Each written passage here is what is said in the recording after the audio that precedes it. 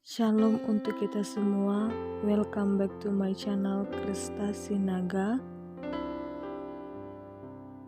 Shalom untuk kita semua. Saat ini kembali kita merenungkan kembali firman Tuhan yang terambil dalam Mazmur 142 ayat 3 sampai 4. Saudara-saudaraku yang terkasih dalam Tuhan Yesus Kristus, Mazmur ini adalah doa yang sungguh-sungguh beriman yang sedang menghadapi penganiayaan yang hebat. Doa ini mengikuti pola yang lazim dari ratapan. Pemazmur menyuarakan seruannya, mengemukakan keluhannya, menyatakan permohonannya, kemudian menutupnya dengan nada yang penuh keyakinan. Dalam doa yang sungguh-sungguh ini, dia tidak meminta pembalasan dan tidak mengucapkan kutukan-kutukan. Pemazmur berdoa dengan sungguh-sungguh kepada Tuhan, bahkan ia dengan nyaring bersuara kepada Tuhan sendiri.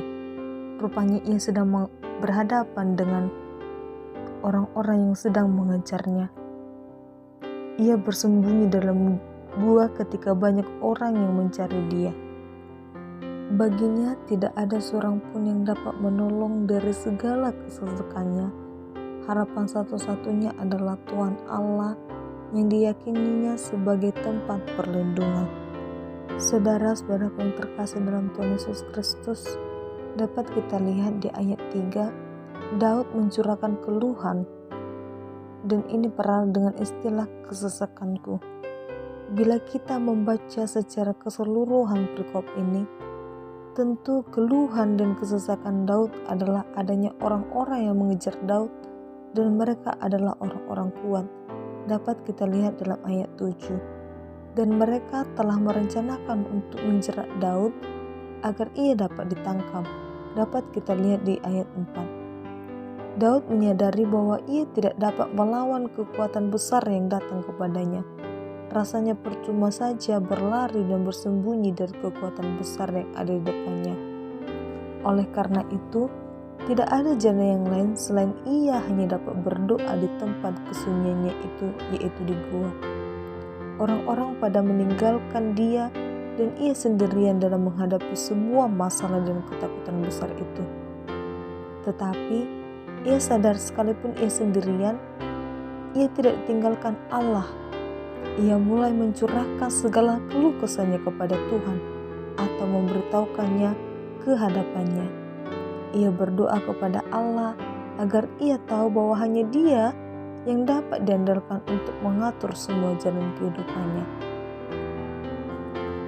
Saudara-saudara yang terkasih dalam Tuhan Yesus Kristus, dapat juga kita lihat di ayat 4, Daud sangat percaya dan inilah yang membuat dia tetap kuat.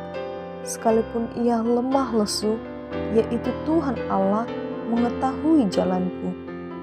Jadi bagi Daud, hanya Tuhan sajalah yang menentukan kehidupannya, sekalipun sepertinya mustahil dan tidak ada harapan di hadapannya, hanya Tuhanlah yang mengatur jalan hidupnya. Ini adalah pengakuan yang jelas dari seorang yang lemah dan tidak tahu hendak kemana arahnya. Saudara-saudaraku yang terkasih dalam Tuhan Yesus Kristus, harus kita sadari bahwa seringkali kita juga seperti Daud. Ketika kita berhadapan dengan segala bentuk perlawanan dan pergumulan yang berat, banyak pergumulan dan kekuatan lain yang hendak mengempang kemajuan perjalanan iman kita. Apakah itu sakit penyakit, percecokan yang terjadi di antara kita, ketidakcocokan atau sakit hati melihat kawan dan dosen-dosen kita, sulitnya ekonomi keluarga kita, atau pergumulan-pergumulan yang menyangkut masa depan. Rasanya berat untuk menjalani hari-hari dan persiapan kita menjadi sangat berat. Seperti yang tertulis di ayat ini, sepatutnya kita mencurahkan keluh kesah dan kesesakan hati ini kepada Tuhan Allah kita.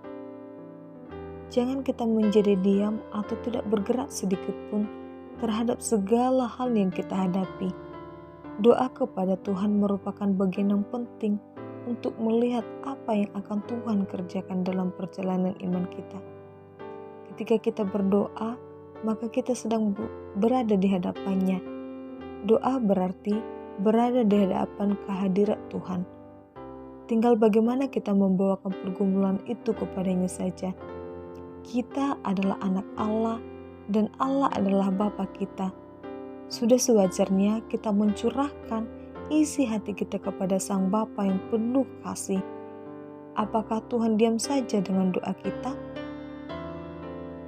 Saudara-saudaraku yang terkasih dalam Tuhan Yesus Kristus, hal yang perlu kita ketahui adalah bahwa Bapa mengetahui jalan hidup kita. Kita tidak tahu kemana arah kita, tetapi Sang Bapa mengetahui arah mana yang akan kita tempuh. Yang diinginkan Sang Bapa adalah kita mencurahkan isi hati dan keluh kesah hanya kepadanya saja. Karena Ia ingin kita berbicara antara anak kepada Bapanya. Oleh karena itu, berdoalah kepadanya, karena Ia tahu jalan-jalan hidup kita, dan biarkan Ia menyelesaikan semuanya itu untuk kita, karena Ia adalah Bapa kita. Tuhan Yesus memberkati. Amin.